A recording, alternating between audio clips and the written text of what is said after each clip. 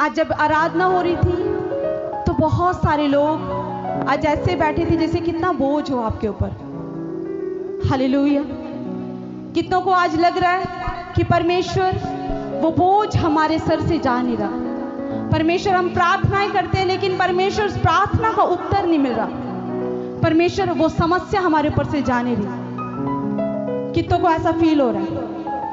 जिसको ऐसा फील हो रहा है वो अपने हाथों को उठाओ, शर्माओ मत। ये खुदा का भवन है, यहाँ पर खुदा की प्रेजेंस है। हालेलुया।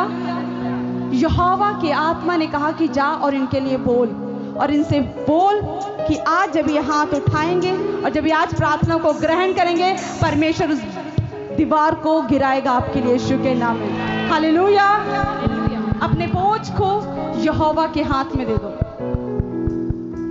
खुदावन कहता है, यीशु कहता है कि हे बोझ से दबे हुए लोगों, मेरे पास आओ, मैं तुम्हें विश्राम दूंगा। हालेलुया।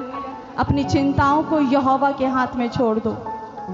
समझ नहीं आ रहा कि हम कैसे उस बोझ को अपने सर से हटाएं। जो मुझे ऑनलाइन देख रहे हैं, चर्च आप अपने घरों से बैठे हो, लेकिन आप भी अपने घरों में अपनी परेशानियों से इतने ज़्यादा बोझ में दबे हो कि आपको समझ नहीं आ रहा कि पता नहीं परमेश्वर हमारी सुन रहा है कि नहीं सुन रहा। हालेलुया। कहीं परमेश्वर ने हमें सुनना बंद तो नहीं कर दिया। कुछ लोग ऐसे डाउट कर रहे हैं, लेकिन विश्वास करें परमेश्वर धर्मियों की दुहाई को सुनता है यीशु मसीह के नाम में। उसने कभी भी आपकी प्रार्थना को अनसुना नहीं किया। हालेलुया। मैं वचन बताऊंगी आपको, परमेश्वर आपको आशीष दे। निर्गमन उसके 24:12 में लिखा, मूसा सीने पर्वत पर।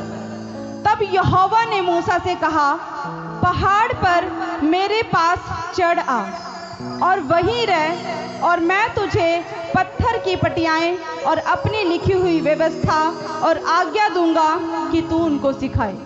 परमेश्वर ने मूसा से कहा कि अगर तुझे अपनी प्रार्थना का उत्तर चाहिए, तुझे अपनी परेशानियों का अगर हल चाहिए, तो तुझे पहाड़ पर चढ़ना होगा। हालेलुया। परमेश्वर ने यहाँ पे मूसा को कहा कि अगर तुझे मुझसे बात करनी है, अगर तू चाहता है कि मैं अपने वचन तेरे कानों में डालूं, तू चाहता है कि मैं तेरे लिए वो प्रकाश बनूं, तू चाहता है कि मैं तेरे लिए वो तेज बनूं, तू चाहता है कि मैं तेरे लिए परेशानियों का वो हल बनूं, तो तुझे सीने पर्वत पर चढ़ना होगा। हालेलुया। और परमेश्वर ने सिर्फ मूसा को ये नहीं कहा कि तू सिर्फ पहाड़ पर मेरे पास चढ़ कर आ। परमेश्वर ने कहा कि तुझे वहीं रहना पड़ेगा। हालेलुया। परमेश्वर कह सकता था उसको कि तू जिन लोगों के बीच में आज है, जिस फैमिली के बीच में, जिन लोगों के बीच में तू उठता है, बैठता है, खाता है, पीता है, तू वहीं रह, मैं तुझे वहीं से तेरी प्रार्थनाओं का हल दूंगा, तेरी प्रार्थना को उत्तर दूंगा। लेकिन परमेश्वर ने क्या किया? मूसा को सेपरेट किया, अलग किया।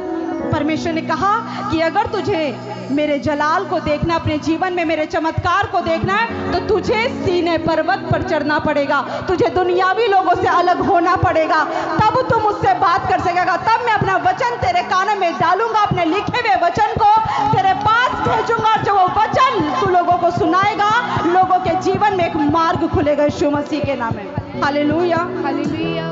और परमेश्वर ने कहा कि सिर्फ पहाड़ पर चढ़ना नहीं है, तुझे वहां बैठना है, तुझे मेरी प्रेजेंस में बैठना, तुझे वहीं रुकना पड़ेगा।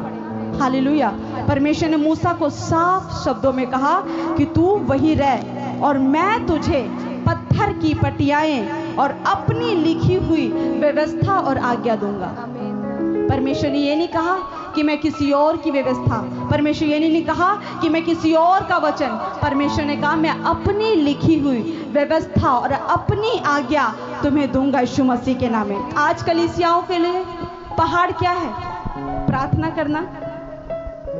चाहते हैं कि परमेश्वर हमसे बातें करें, चाहते हैं कि हम अपनी परेशानियों से दूर हो जाए, हम आजाद हो जाए, लेकिन हमें उस पहाड़ पर चढ़ना होगा, उस प्रार्थना के पहाड़ पर हमें जाना होगा यीशु मसीह के नाम में। हालेलुया। कितनों को बात समझ आ रही है? ऐसा ना हो कलीसिया कि सिर्फ आज आप निर्णय लेके घर जाओ कि हाँ प्रभु मैं प्रार्थना करूंगा। आप एक टाइम प्रार्थना कर रहे हैं, एक दिन प्रार्थना करें, एक दिन फास्टिंग करें, 2 दिन आपने कुछ नहीं किया, 2 दिन का गैप आ गया, 3 दिन का गैप आ गया, फिर चौथे दिन याद आया कि परमेश्वर मुझे प्रार्थना करनी है। परमेश्वर कहता कि तुझे वहीं रहना पड़ेगा। हालेलुया। प्रभु ने कहा कि जो परम प्रधान के छावे स्थान में बैठा रहे वो सर्वशक्तिमान की छाया में ठिकाना पाएगा।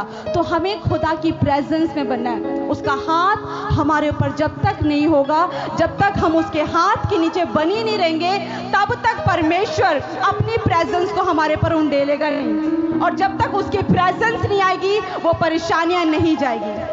हालेलुया।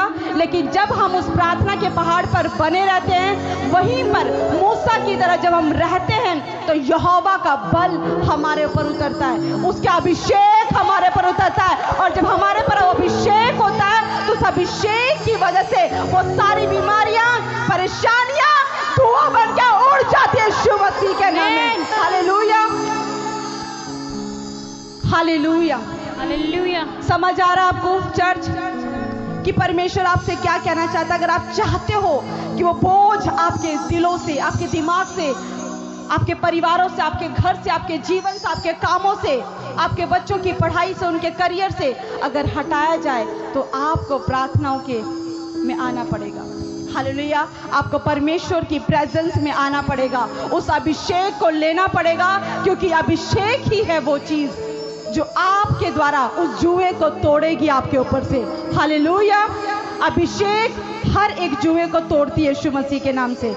ये ग्रहण कर लो। अपने हाथों को स्वर्ग की ओर उठाओ। आज अपने मन को खाली करो चर्च। आज पुकारो यहोवा को और यहोवा आपकी सुनेगा।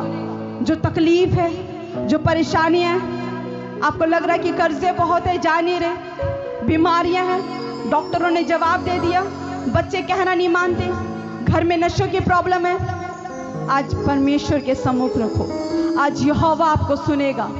जो ऑनलाइन मुझे घरों से देख रहे, परमेश्वर कह रहा, रेखा चिंता ना कर, परमेश्वर तुझे बाहर लेकर आने वाला है, तुझे आजाद करने वाला है यीशु मसीह के नाम में। सुमन, तू घर से देख रही है, परमेश्वर कह रहा कि चिंता ना कर, वो घर की वो हर एक ब्लैक मैजिक की श्राप वो जा रहे यीशु मसीह के नाम में। आज अपने मनों को खाली करो। यहोवा सुनता है, क्योंकि उसका कलाम कहता है कि जब धर्मी दुहाई देते हैं, यहोवा सुनता है और उसको सारी विपत्तियों से आजाद करता है। परमेश्वर कह रहा है कि नवदीप चिंता ना कर, परमेश्वर तुझे बड़ी गवाही के साथ खड़ा करने के लिए जा रहा है।